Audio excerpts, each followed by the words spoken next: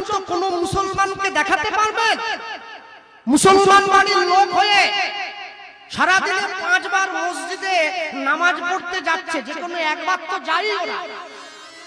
একবার যেতে গিয়ে আজ পর্যন্ত কোন মুসলমান মসজিদে গেছে নামাজ পড়তে একটা জিন্সের প্যান্ট একটা লাল গেঞ্জি পরে কে দেখেছে? যায় না। কি পরে? সাদা লুঙ্গি পরে, সাদা পাঞ্জাবি পরে, মাথায় টুপি পরে। ধর্মটা বুঝুক আর না বুঝুক, ধর্মটাকে সম্মান করে।